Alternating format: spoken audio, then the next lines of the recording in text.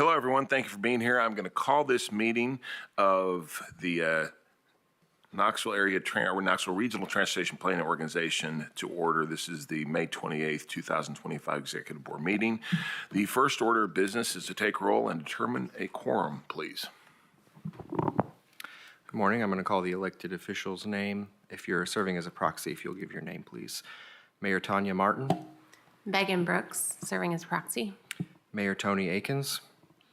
Mayor Roland Bradshaw. Mayor Scott Burton. Larry Gann, serving as proxy.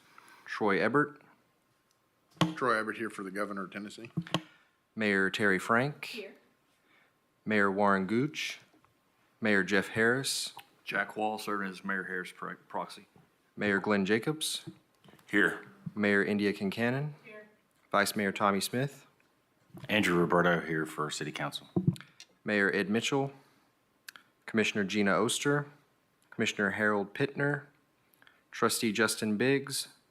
Mr. Isaac Thorne. Here. Mayor Larry Waters. James Temple, proxy for Mayor Waters. Mayor Andy White. Brian Boone for Mayor Andy White. Mayor Ron Williams. Mayor Williams, present. Okay, thank you. Is there anyone on Zoom? You see? We do not have anyone on Zoom today. Thank you. Any amendments to the agenda, Doug, or anyone else? Nothing? All right. We need a motion to approve the minutes, please. Motion to approve. All in favor, please say aye. Aye. Aye. Any opposed? And by the way, this is the June 23rd meeting. Sorry about that. I said May 28th. That was the minutes. My apologies. On to the FY 2026-27 Transportation Planning Work Program. Thank you very much. We've presented this in a couple different drafts to you over the last few months, and today we're kind of here with the final draft, and it needs to be adopted. I wanted to go over a few slides to explain our work program. It is, but the federal government calls it a unified planning work program, but we often call it a transportation work program, just so citizens can better understand exactly what it is. And it's a 2-year work program, and we go by the federal fiscal year. So this will begin October 1 of 2025, and the second year will begin October 1 of 2026. We get a memo from FHWA, FTA, and TDOT that kind of outlines how the work program should be put together and what it needs to include. They kind of do that so they have consistency across the state. All the MPOs submit their work programs at the same time. Our draft has already been reviewed by TDOT and FHWA. It went pretty well. We just had a few minor corrections.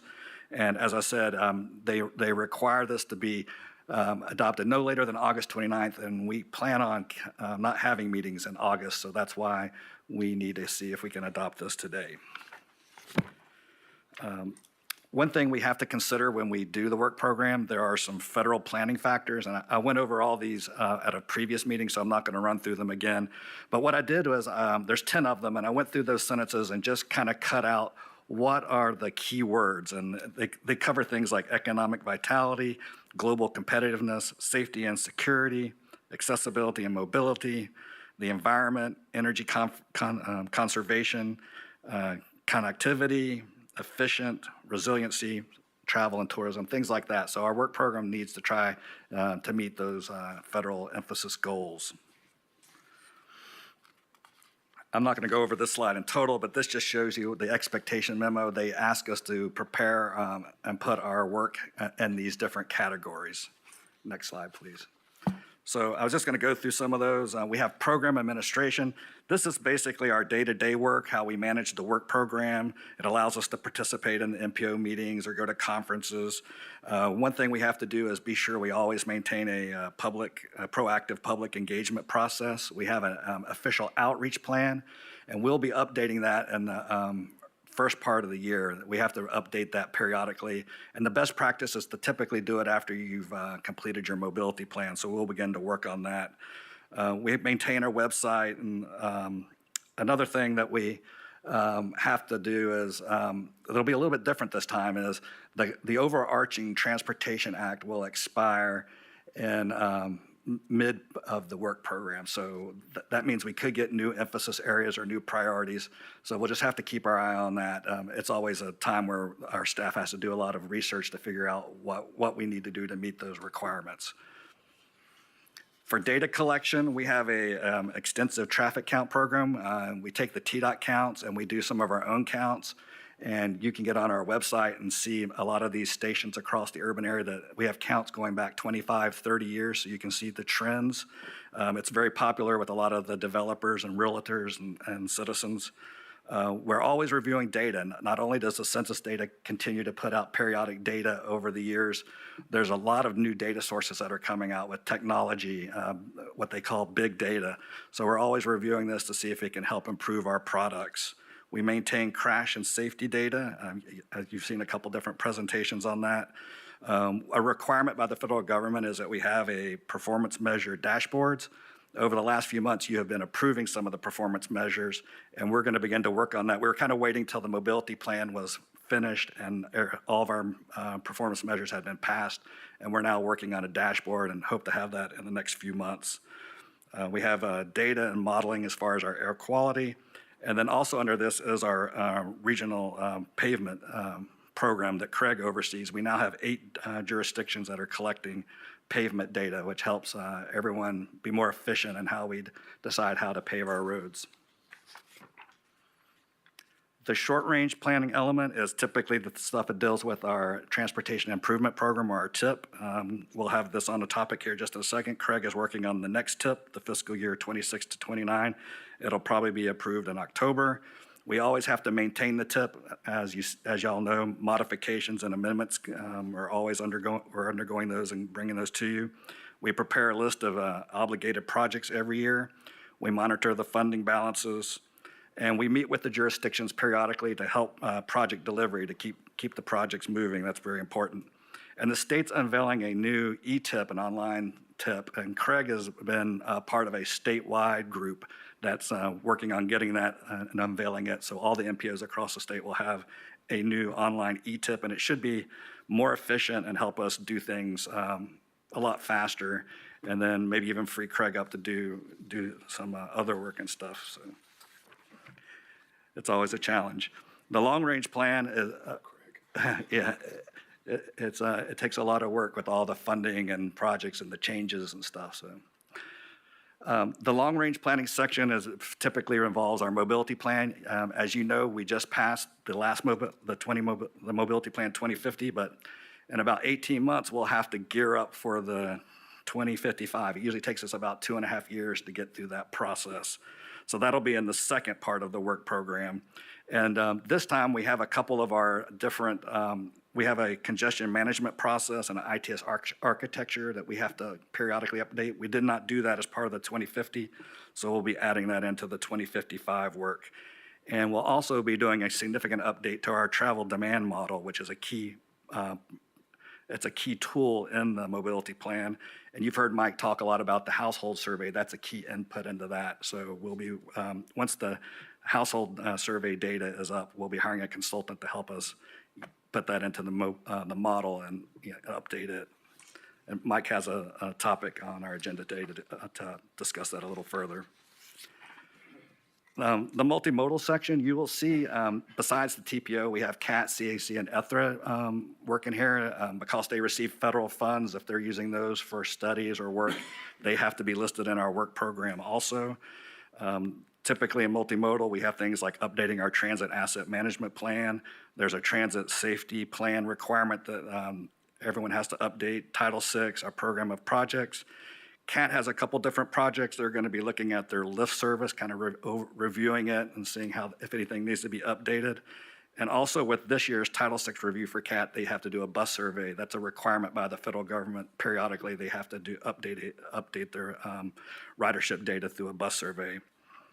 We'll be updating our human service transportation coordination plan. We also are listing this, the 5310, that's the funding where we give vans to like nonprofits and stuff like that. So you'll see both the TPO and, as you remember last time, we're transitioning that over to CAC. So you'll see them listed in that as part of that also. We also work with any types of plans or projects with sidewalks, bike facilities, and greenways. And then we have a line item in here to help implement complete street strategies. And the federal government will allow us to spend 100% of our planning funds. We don't have to have a match on anything that deals with complete streets. So I have a bucket in the work program of about $200,000. So if any of you jurisdictions need any help with any complete street strategies or have a project that would deal with those type of things, you can bring that project forward and we can see about funding it. The last section is where we have special studies and grant opportunities. This is a lot of times where we're going to be hiring a consultant. I do have a bucket over here. Some people, I'll go through these, have gone ahead and put in a request for a planning study, but if you didn't get in, we have $500,000 set aside in a bucket for the next 2 years if anyone wants to do a planning study. It's 85-15 split. So as a local jurisdiction, you have to come up with 15%. But that money will be there. And from time to time, we do have the jurisdictions come forward and say, hey, something's come up in my community and can you help me with the planning study? But we already have listed in here one for Farragut, Kingston Pike, Campbell Station Road, looking at the Municipal Center Drive area. One for Maryville, the Montville Road planning study. The City of Knoxville, Tazewell Pike Corridor study. We have for the City of Knoxville an alleyway survey and study. And then we're going to continue to work the TPO through planning with Knox County as far as working on the Unified Development Ordinance and some of your small area plans. We're going to work with the City of Knoxville on their upcoming comp plan. And then I have freight planning efforts here. We don't have a specific project, but we are supposed to do freight planning. And I think we as staff kind of agree, it's an area where we are a little bit lacking. It's an area that's kind of hard because a lot of the freight data is from private companies and they don't like to share it due to competitiveness.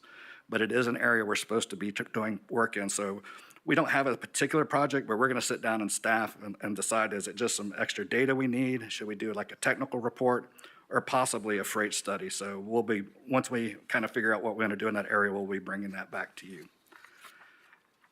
If you went through the work program, there was about 100 task lists. I obviously didn't want to go over that, but the budget is about $8 million. It's about 6.7 in federal. Now, not all that's planning funds. There's $1 million in there. That's FTA that, like I said, CAT, CAC, and ETHR have to put projects in here if they're using FTA funds. There's almost $1 million, about $900,000. That's the LSTBG funds that we put in for the pavement management corridor stuff. So, but I think one thing that's exciting about this time is we have about an 18-month window before we have to start our long-range plan. So we don't have Craig will have the TIP adopted here in October or November, so there'll be a window there that we can really drill down on some of these extra work that it's hard to do when we're working with a big plan like the mobility plan. So we got some time in here that we can do some other things, which I'm kind of excited about. This is an estimate in the budget because we have some carryover money and our fiscal year ends on September 30th. I had to I used a conservative estimate for what's going to be carried over. So it could change a little up or down, but I think I made a pretty good estimate. So that's kind of an overview. I'll take any questions. Like I said, we do need to go ahead and pass it today. And then we're kind of excited about working on this starting October 1. I have a question, Doug, concerning freight. How encompassing is that? Is it just tractor trailer trucks? Is it railroad? Is it more than that? Yeah, the federal regulation, they want us to look at the entire system. They all kind of work together, you know, sometimes if you can get stuff off of your interstate onto barges or rail, that can help lessen the amount of truck traffic. I think Mike's told me before, a lot of the freight is just pass-through freight. We have a couple of hubs here, UPS and stuff like that, but we're supposed to kind of look at the whole full gamut of it. But we've tried this before, and it's a struggle. We've formed freight committees and had different private people on there, but once again, like I said, they weren't willing to share a lot of their information. But it's something that definitely, y'all drive the interstates just like me. There's lots of truck traffic, and it's definitely something that impacts our region. Have you talked to Amazon about it? I think the last time we tried this, we didn't have the Amazon presence, so they would be something we would definitely want to include in our new analysis.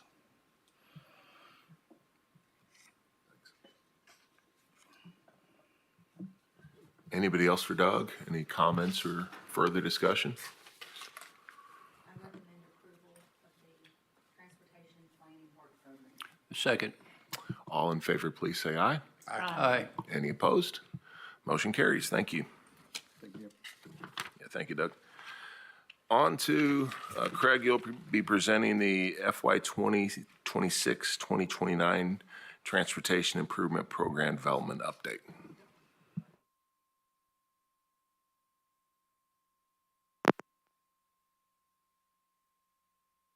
Thanks. That one worked. Try one more. All right. All right, is that a little bit better? All right. Okay, wasn't pushing it in. Real quickly, just an update. This is a project, the Transportation Improvement Program, essentially a capital improvement program for the region. We've been working on this call for projects, started in January. You've seen iterations of what are the proposed projects that are going to be in there, and we didn't, resources, constraining resources against what we're actually going to be able to program, different versions of the draft project list as we've gone along, both the local projects as well as TDOT's list. The entire document now has been submitted to TDOT, which is the first part of the review process. That went to them last week. They have 30 business days to review, upon which they'll bring their comments back to us. That then subsequently goes to Federal Highway for review. We also have air quality conformity, kind of those sorts of things. As Doug mentioned, we are hoping to adopt in October. It's kind of a tight timeline for those sequential review process. So October is the target. November is kind of our fallback. The draft document and the associated appendices are available there at that link, which is a whole lot of stuff, and we will share that out to this group as well as the technical committee group after the meeting. We'll get those sent out. A real quick snapshot at the total investments that are in the program, and in your packet there is also a list of the final project lists and groupings that are in there. 32 total projects that are not included in groupings, most of which are local projects, a few TDOT projects in this list. If we've constrained down the 10-year project list, they don't have as many things active in the region. You see the breakdown just in general categories from those local projects, 25 roadway projects, 3 the transit programs that are independently listed, the bike and pedestrian groupings, as well as ITS and some additional transit funding. Those have been consolidated over into the groupings on the right side of the program you'll see there. So we have 4 local groupings and 3 TDOT groupings. As you see, when you break that down, the bike and pedestrian grouping has 15 individual projects that are housed within that a term that Doug mentioned is kind of a bucket. We think of that as a more flexible way to program those dollars. Congestion and clean air grouping, that includes a lot of our signal projects, ITS, some transit funding as well in that grouping. Planning and studies, that's where that pavement management project goes. And then one other small project request from the city of Knoxville, I believe. And then the preservation operations and safety is kind of a placeholder grouping. We don't have any individual projects within that right now. And maybe I'll pause for a moment right there if there are any questions about that initial bit of information. If not, I will proceed. Real quickly, we've seen fiscal constraint here a number of times. This is for the TPO allocated funds. This board has oversight on assigning to projects. When we look at the overall revenue, the LSTBG program is the most flexible and largest funds, about $121 million worth of projected revenue, expenditures at about 88.3. And again, this is the federal share of those dollars. So we do have a relatively flexible balance. We feel like we wanted to look at kind of a conservative approach to programming with this cycle. We've been very tight in the previous 2 cycles. This may give us an opportunity between that program as well as those dollar figures that we see there. We may be able to have a project call at some point during the cycle, depending on how things deliver and where cost increases go. We do have program reserve amounts that you see there for each of those programs, which is 10% of revenue. So we've got $12 million held back in the LSTBG program, 1.2 in the TAP program, and about $1 million in the carbon reduction program to hopefully accommodate cost overruns on projects. And we actually have, of course, a bit more than those overall reserves, which gives us a great deal of flexibility. Real quickly on the schedule, again, that draft tip was submitted to TDOT last week. They have that 30 business day review. Doug will be working with the interagency air quality consultation group here beginning in, Doug, not Doug, Mike, my apologies. We're trying to redistribute roles around here. Mike's going to be working on that in August, and then our target is to have the revised tip to Federal Highway for their 20-day business day review. September 3rd is where we're shooting at right now. That's kind of if things work as they are for meeting that October adoption deadline. And with that, you would have a technical committee and executive review of the revised draft and a 30-day public comment period starting in September. And again, that adoption in October. The thing to keep in mind, that adoption would generally set up funding to be able to be obligated from that document and it to be the operable document in January of 2026. And if there are questions or comments, I am happy to field them. And this is not an action item, just information today. And again, the draft document will be shared out by Dallas, I'm sure, after later today. Any questions for Craig? Okay, thank you. Moving on, the TPO travel demand model update scoping overview. Mike will be presenting this. Yes, is it working now? Okay, all right. Yeah, this is another item just for your information today. As Doug alluded to earlier in the work program, a major effort is going to be an update of our travel demand model. So we're kind of kicking that off now with some initial scoping of that process. Just to give some background of the model, it covers a 10-county area that covers both the Knoxville and Lakeway TPO areas shown on that map there. It's been validated to a 2022 base year, which means that it's kind of replicating the traffic counts out there for 2022. But really, the model was originally developed back in 2009, 2010 for travel behavior from a survey that was conducted in 2008. So really, the expectation is for MPOs of our size to conduct a household survey, which I've talked to you guys about, and update the model about every 10 years or so. So we're a little bit overdue for that. But of course, we did have COVID in 2020, 21 affecting things. So we kind of threw a wrench in that schedule too. So with that update for 2022, we had Caliper, a consultant under contract. And as part of that contract, we had a phase for this visioning and scoping, we called it, for the next update.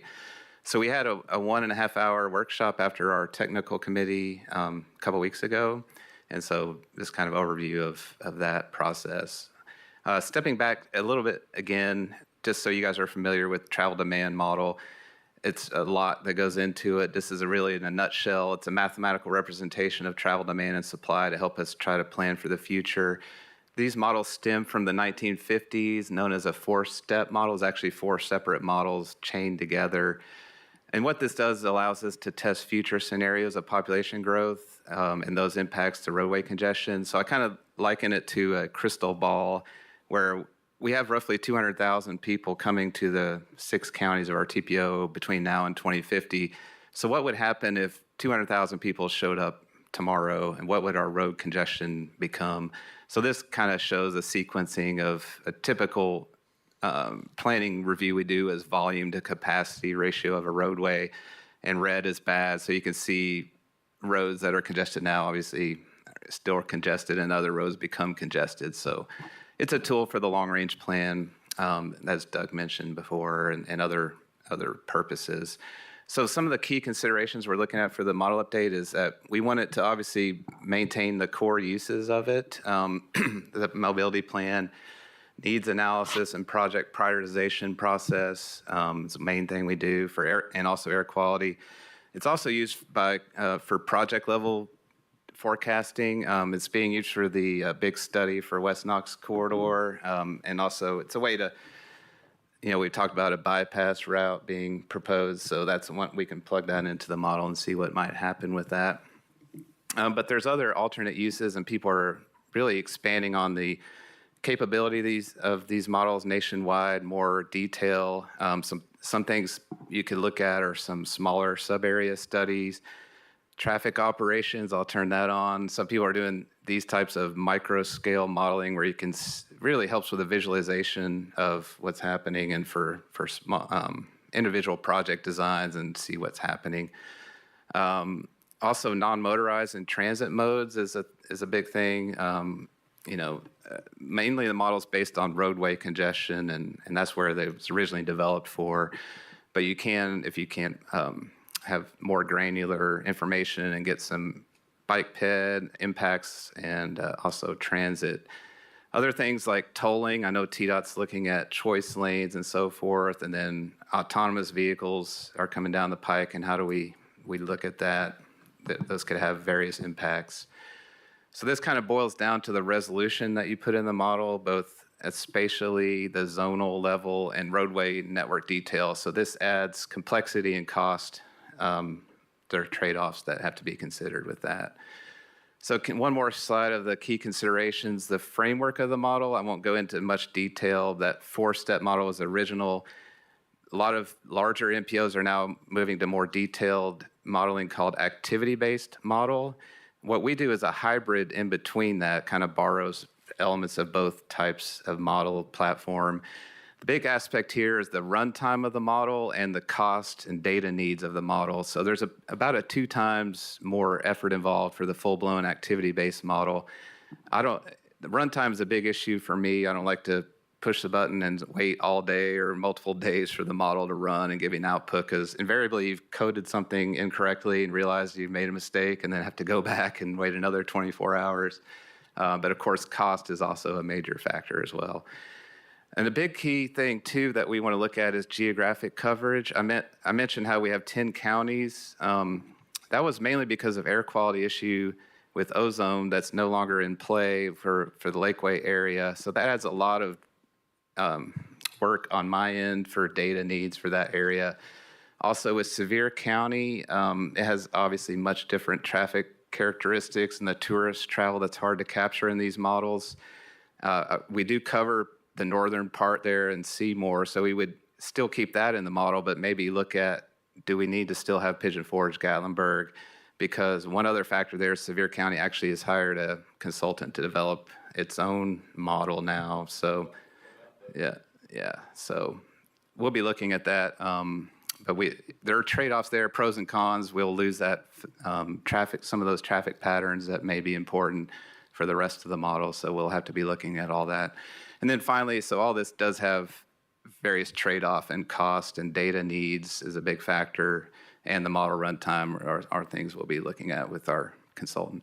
So the consultant did also prepare a survey to start getting some feedback from our technical committee, and we did have 2 elected officials take the survey, so that was it's always good to hear your all's perspective as well. We had a total of 12 responses. Most people had not actually used the model, which is to be expected. I mean, a couple of us, me and then some of our TDOT partners basically used the model. But about a third had a technical background. So I'll just cut a few of the questions here that we asked about. So the importance of prioritizing project needs, should we look at? And it's kind of good for me to see that technical analysis is number 1 on here. Like the projects that have the most merit from a technical perspective should probably be prioritized highest. Elected officials' priorities is number 4 on this list. There's not a huge spread between the total numbers. Obviously all of these are important and have to be looked at, or go into that project selection process. But ultimately, technical analysis is what we're striving for at our at the TPO staff level. And then we asked about special studies, importance of these, either sub-area.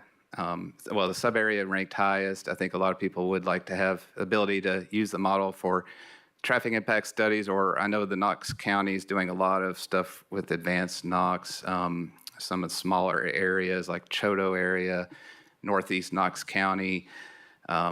to delve into detail of what the future land use patterns in those areas will have impact on the roadway system. Transit studies is another big one, followed by the bike ped, and then at the bottom was toll studies. Last of the questions we had, or that I'll talk about here, are the importance of new or other model analyses. Again, it's kind of similar to what I talked about already. The traffic impacts is a high one on this list, and land use scenarios. Again, with a advanced Knox, I know the city of Knoxville is looking at a comprehensive plan update. How can we tie that together? Land use and transportation are, as we've always talked about, closely linked together with one another. So, so then some takeaways from the surveys is, again, everyone's agreement that the technical analysis is important, so that's kind of justifies the use of the modeling, the travel demand model for our process, and then these other additional analyses that we've identified are of importance. And then the people who do use the model, importance is for shorter run times and more spatial resolution. The traffic zones, I won't get into a lot of detail there, but the problem with the larger traffic analysis zone geographic unit is you lose the fidelity of, again, those bike and ped trips and other things get lost, or kind of all happen within that one unit of geography. So, but the shorter run times are kind of conflicting with the more detailed resolution. So we'll have to balance that. So in summary, from this scoping effort in the workshop, the consultant's going to be summarizing the findings from that and providing an analysis of these various trade-off pros and cons. A big thing is that they'll also provide ballpark costs for different approaches and data needs associated with that, so that we'll have that information as we move to the actual model update procurement process.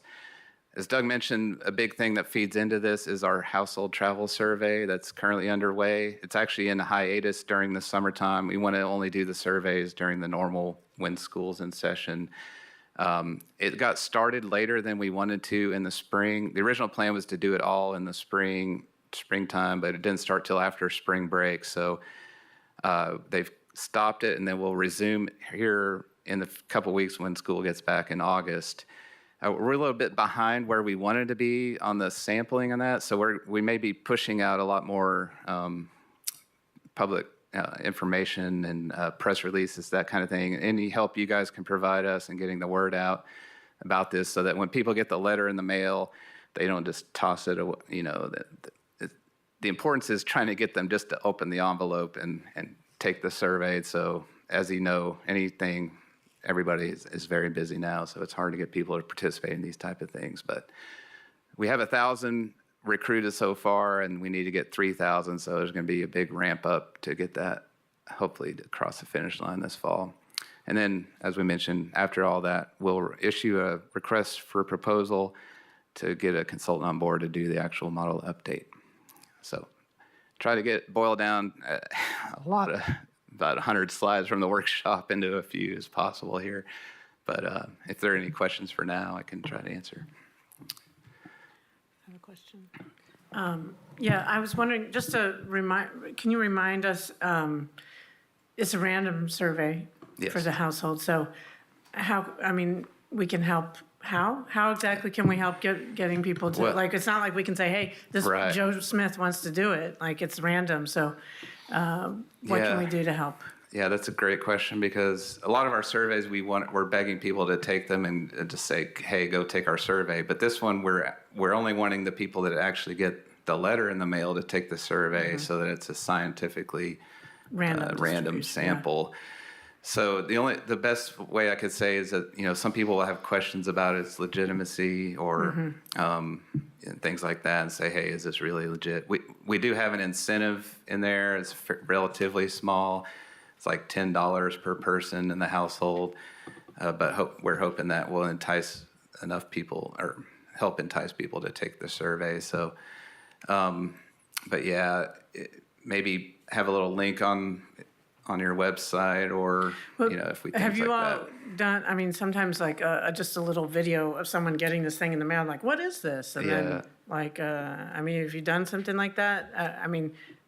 maybe you haven't, I should know that, but maybe you need to if you want to re-up that when it comes time to when you're mailing out more. Yeah, yeah, we have a video that, and some links on our website. Of course, Okay. a lot of people don't, know exactly what TPO. One thing that we were able to get University of Tennessee Center for Transportation Research to act as a sponsor, as a more recognizable entity. So their logo is on there as well. And so we hope that that gets people to also look at it.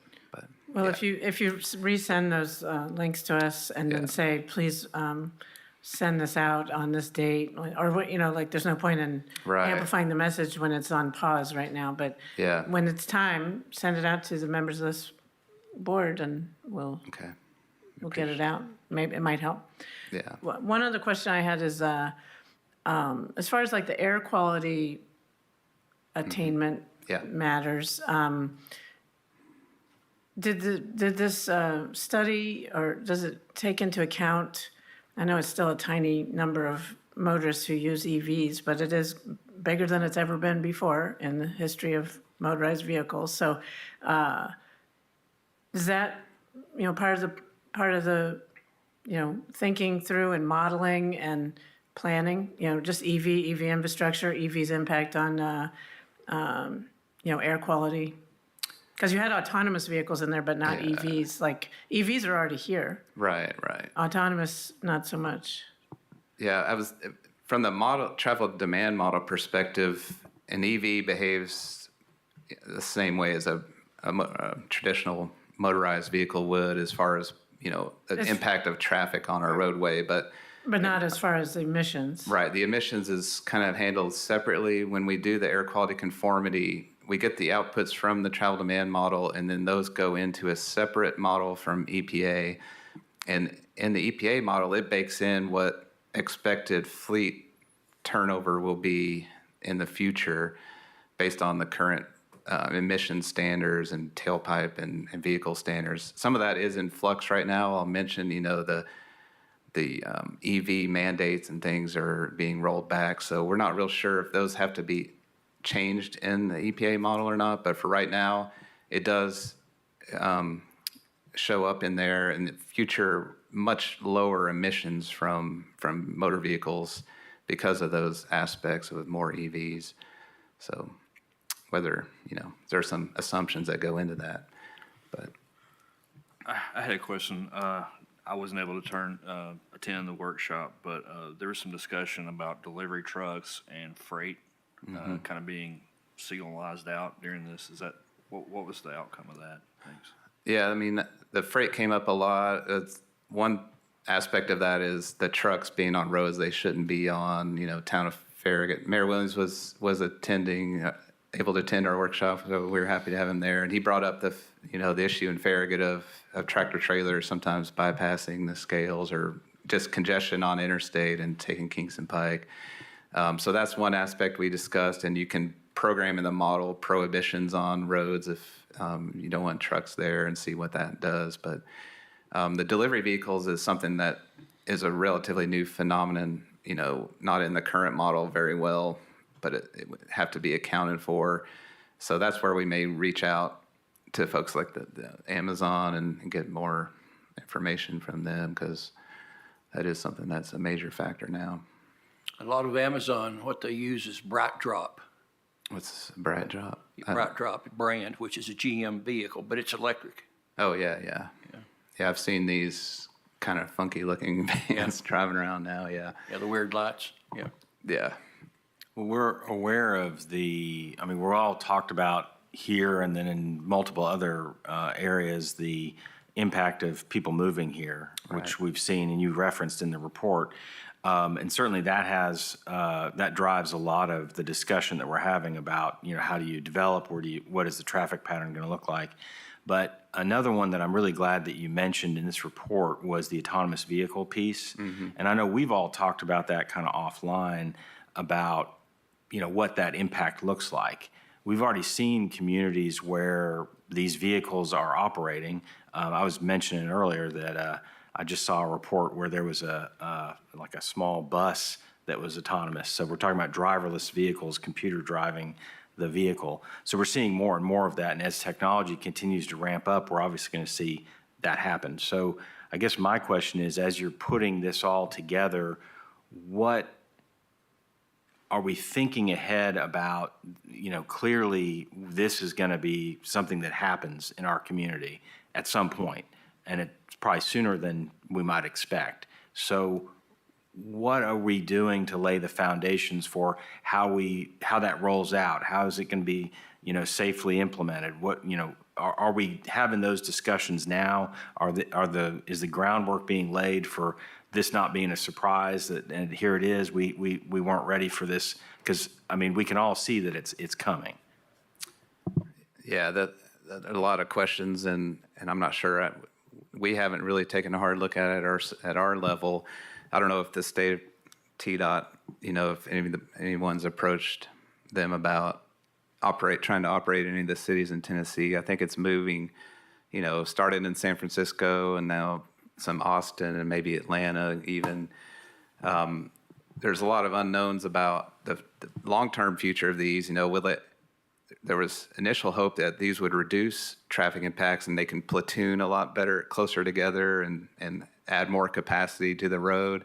But then again, you'll have like these ghost vehicles just driving around kind of searching for parking spaces or the next rider. So I think there's a lot to be, we can find out from the other cities maybe that are where they are being deployed, but it's still kind of too early. I don't know if Matt has anything. Nashville, I see a lot of Waymo vehicles in Nashville. Are they driverless now? No, not yet. Oh, okay. They're, I guess, mapping the routes and making sure that whatever they're using to keep the vehicle in that lane is substantial enough to do it alone. But I don't think they've talked to us about it. It's usually with the city and that coordination, even though it's on state routes or anything. I guess maybe it's a little bit like the scooters. They just kind of popped up in areas, unbeknownst. But I know the city took a more slower approach to that and did some pilot things. And it's hard to remember exactly now, but maybe it's an approach like that would work for the autonomous vehicles and kind of regulate that. I know there's some other federal regulatory things still going on at the National Highway Traffic Safety, but yeah, considering that, it might be a good idea to have staff start looking into this and talk to TDOT about other areas, because I wasn't aware this was already happening in Nashville. So it's not long from showing up. Maybe it would be a good idea to start putting that together so that when cities do get approached, there's a resource to go talk to about, hey, this is the best practices. These are the things that we're seeing that are happening, because clearly this is going to happen. And like you said, it could impact traffic patterns. It also could impact the way we park. Depending on how this thing rolls out and how we're developing now, because when you start talking about your development plans today, it's going to be years before those things actually happen. And if you're planning for one thing, but the traffic patterns are going to change and parking patterns are going to change because of this technology, then we really need to start having that information. So it might be helpful to have that as a resource. Thank you. Just one thing to kind of add to where the services is existing now is that it's in areas where there are no seasons. I think what worries me a little bit is when pavement is covered by snow, they don't know where to look, So I think we've got a longer way to go before this becomes something in Nashville. But this is again, something to discuss at a state level. But we're not the lead on these either. These are the private companies that kind of determine that, and whether or not the cities are I think they're the next level of that type of authorization. But Jack, did you have something, please? Yeah, my concern is more about the funding side of that. Those vehicles are not paying gas tax. They're not putting into our road network. How are we going to capture those dollars? If cities allow those to come in, is there going to be a way to capture them monetarily, money to put back into the road network? That's how all the roads are funded, is gas tax. So you how saying are that- we dealing with that? You saying the autonomous vehicles? Yes, Or you're talking more about the electric vehicles, right? both. Well, there is a way to capture an equivalent gas tax, and that's through the registrations. But So- this is not dealing with autonomous, I mean, like Well- delivery trucks, for example. I mean, you've got a lot of these electric delivery trucks going around every neighborhood. I mean, there's one in I get an Amazon box every day. I'm sure everybody at this table does, right? So the question becomes, these vehicles aren't, where's that equitable kind of distribution of Yeah, funding? they do currently. We have Tesla, and electric vehicles have a $100 surcharge, I believe, on your registration. Hybrids have a 50. Thing is that, that can just go up. I understand what you're saying. It is for sure. indexed. I know. Yeah, that can go up. It is indexed too. I just hope that we're looking at it long-term and not just a Also, one-time shot. some states have, tried to capture the wear and tear on our roads based on the actual damage and wear that a 18-wheeler does versus a Prius. I mean, Prius maybe not accruing a lot of gas tax, but they also weigh a lot less and don't do as much wear and tear. So, if we want to encourage the state to really capture the wear and tear to our roadways, then it needs to be like the weight of a vehicle. And I know that's a whole kettle of fish that, people don't want to get into, but that's the reality is that lighter the vehicle, the less wear and tear. Yeah, Just and real quick, sorry, Mayor, but on the flip side of that, your Prius is a hybrid, Prius hybrid, correct? Yes. But a pure battery-powered EV is about 50% more heavy than a internal combustion engine. So yeah, you kind of have a double whammy where you're not collecting the gas tax, and then they cause, which is also going to have an impact on structural parking as more and more people go to electric vehicles. Is structural parking is not engineered for the weight of mass electric vehicles. So there's a lot to this that's still out there beyond even what City Councilman Berto was talking about there. So it is quite a bit to consider.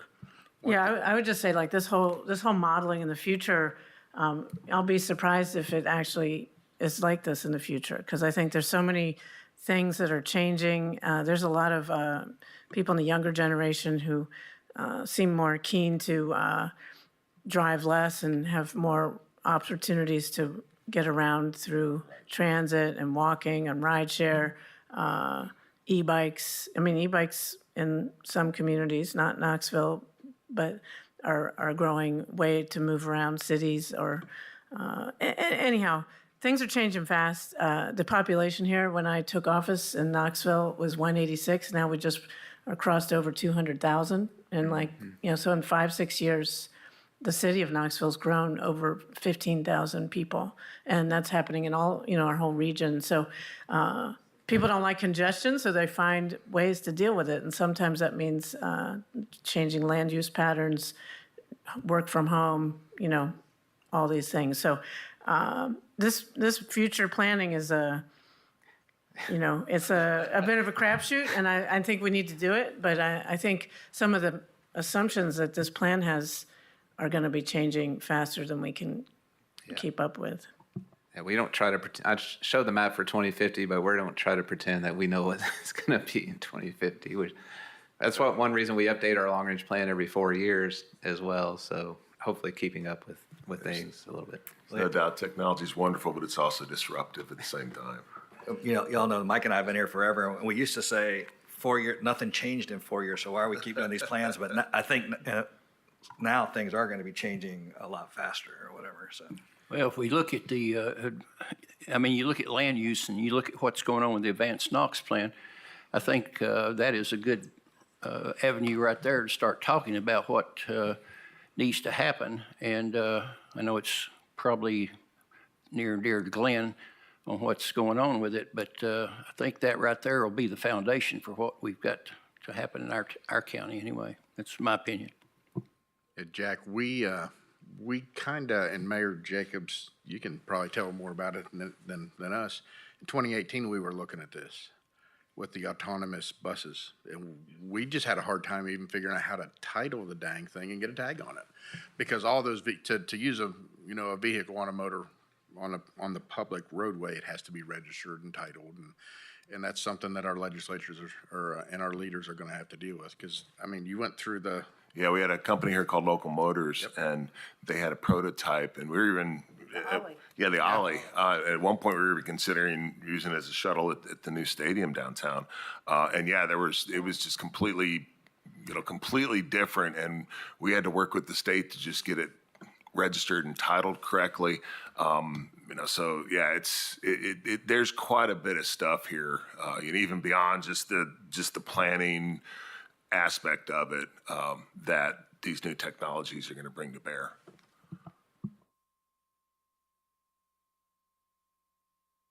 I don't have anything else. Thank you.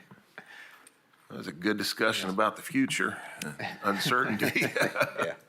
All right, on to any updates from TDOT and Federal Highway, please. a couple quick updates from TDOT, as far as staffing changes, as hopefully y'all have heard. But, Mr. Borden, Steve Borden from Region 1, he has retired. And he's the third generation Borden that has worked for TDOT, and we've had one in TDOT forever, because he was with his dad working out here, and as a kid, and grew up and came up through TDOT, so his whole life has been involved with that. So that's the bad news. The good news of it, if you happen to have his cell phone number, he's not going far away, and he's keeping his number, so you can still call and ask him questions, and he said that's okay. So, and I don't know, right now I don't have any idea what we're doing as far as his replacement at this point. I know currently Ms. Snowden is taking over and signing the permits and a few things that Steve used to do all on the operations side. Dexter and Christy are still working, in their current roles, and we're still moving forward, but as far as official replacement as of this point, I haven't heard anything yet. The other one is, our deputy governor has stepped down as our TDOT commissioner, and our chief engineer, Will Reed, has stepped into that position. Again, I have not heard of any of his replacement as far as the chief engineer position. Preston is still in place, and then our CFO is also, he's been transitioning out for a while. They named someone in that seat. Yeah. We've had Joe Galbato's replacement, Natalie Bergeron. She's from the Nevada DOT, but she's been with TDOT for about 3 months now. Yeah. So Joe is teaching her the ways of TDOT before he departs, and I think his departure date is sometime in. This fall. Yeah, I was gonna say, I think it's August, but August might be on my mind because of SPP, so I don't remember, but. So, and y'all don't really deal with Joe as much as we do. He's, he makes sure that we have cars and everything's paid for, and we run through that, so. One more thing, and I'll turn it back over to him because it was a good segue to the SPP. Our planning grants, we talked about the studies that we're looking at here through the work program. TDOT is opening up their studies again this late summer, so be on the lookout for the planning grant options. So last year, Sevier County went through and we studied their roadways and for a pavement condition plan. That was an example on Alcoa. We did one there looking at, the road between running the corridor study, basically is what we looked at. Running down to Maryville. There's a lot of different good options for those. So if you have something else in addition to what the MPO is doing, this is just a supplement to help support that as well. Be on the lookout for those. We've done Anderson County. We did big plans up there. I mean, we've done a lot of really good work with these. And we've seen a lot of projects come through because of these, and a lot of them have been funded. So we're really happy with those, and we want to continue to support those. And of course, with that, the state partnership program, which has been going on for a couple of years now. It is now open. It closes at the end of August. And Matt's here if you have any specific questions on it, but it's going to be the same thing that we've done in the past. The application's there. The MPOs have the application. They can help you with that. Really need to work with the MPOs if you're looking at wanting to do one of these projects.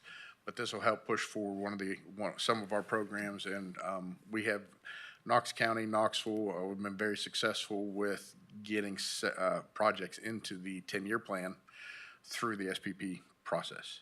So kudos to y'all, very good job. And if there's other projects that we want to see in the other jurisdictions, big, small, Sevier County, I mean, y'all knocked it out of the park with some of these things as well. I mean, you got a couple really good projects coming in that were going to be needed. But it's that tourist side related versus the daily grind that we deal with here. So we still have a long way to go, but we're making great progress here. So, that is extremely encouraging. You have a very, very talented MPO staff, and I would highly encourage y'all to continue to use them. Anything you want to add on to that, Matt? Well, I guess I'll play the part of Federal Highway today and provide some updates from some memos recently that we've received. One is a memo. I think this isn't going to be any surprise. Let me make sure I have the right letter open here. But this was sent to all the MPO coordinators too. But it's the memo from the USDOT discussing that they are officially no longer enforcing items like equity. It's equity, climate, greenhouse gas emissions, racial equity, gender identity, diversity, equity, inclusion. It was just a formal letter that came to us on July 2nd. And Doug, I think you were on that list. Hopefully that you were. I'm just making sure that you were. Because it went to every, I don't see you on here. I got it some way. You are. If it didn't come from you, it came. No, I see you now. So yeah, this, again, I just wanted to just sort of mention that. Again, it's probably no shock to anybody that this letter is making those things officially identified. The other Federal Highway letter that we received is a memo, and Mike and I had a conversation about it before the meeting, referring to this Safe Roads Initiative. And believe it or not, Safe Roads is an acronym, and that stands for, are you ready for this? Safe arterials for everyone through reliable operations and distraction-reducing strategies. So they did not doge the person making acronyms at this point, or maybe they did, I'm not sure. But this is basically, I was going to read one of the paragraphs that came from the memo, and it's a fairly short memo, maybe 4 paragraphs long, but it says, we're getting back to the basics. This is from Secretary Duffy. Using data to guide decision-making and prioritize investments that reduce distraction while improving mobility and safety for all road users. So it says, and the reason why I'm bringing it up, within 60 days, and this was July 1st, I request that your state DOT, in coordination with your metropolitan planning organizations, use available safety data, analysis, and assessments to develop a list of arterial segments, including intersections with the highest safety, operational, or compliance concerns that will be addressed by the end of fiscal 26. And that says to please submit our list to the Federal Highway Division office. So one thing that we were curious about was what being addressed what meant. It was something that sort of confused us, and we didn't really know what to say regarding that to the MPOs. What I think we've determined through some conversations that senior leadership has had with Federal Highway is we're basically going to provide them with the list that's identified in the Highway Safety Improvement Program. It is broken down by areas of the state, and I think it's a way of trying to give them something that is already on the books. Again, addressed by fiscal 26 is a quick turnaround, so it's something that it's not supposed to include ideas of things moving forward. So we thought the easiest way to satisfy what they're asking is to provide the highway safety. I'm going to put a memo together and send it out to the MPOs that sort of breaks down the items in the HSIP for those particular areas, just so you have an idea of what's going forth. But it's also a way of you providing input on what you see and making sure that things like maybe the SS4A projects or stuff that may not be accounted for in that HSIP are recognized or identified. Because again, Mike, you've learned a little bit more than I did about what you think the initiative is or the purpose of this is. But it's not spelled out in the letter, but I've seen secondary information both from Federal Highway and other avenues in the media. But my understanding of this is specifically targeting where people have put art in the roadways and painted crosswalks. There's, rainbow crosswalks and other things and political messaging that these are what is being targeted specifically with this, this thing. So, but until we hear exactly from Federal Highway, I guess. Right. I haven't heard any of that, so, I mean, it makes sense, I think, based on what we've heard recently about some of these initiatives. So I just wanted to keep you up to date on where we're at with that. And like I said, I'll get this memo out. We have about a month to go to get that out. So there really isn't a lot of action we're going to need from you other than to review the document and say, good to go. That's it for me. Anything else? Nope. Are you ready for other business? Yes, sir. Okay, like I said, we're not going to have a technical committee and executive board in August. There's a TDOT and all the MPOs across the state have a conference, and it's the week of our technical committee, so that's why we're hoping not to have in August. We're going to be all there together, working together. So the next time we will meet, the tech committee will be on September 9th, and then the executive board on September 24th. That's all I have under other business. Okay. Anybody else? Okay, thank you. At this point, members of the public may address the executive board with a 5-minute time limit for each person. Would anybody like to take advantage of that? Okay, seeing no one. Unless there is an objection, this meeting is adjourned. Thank you all very much.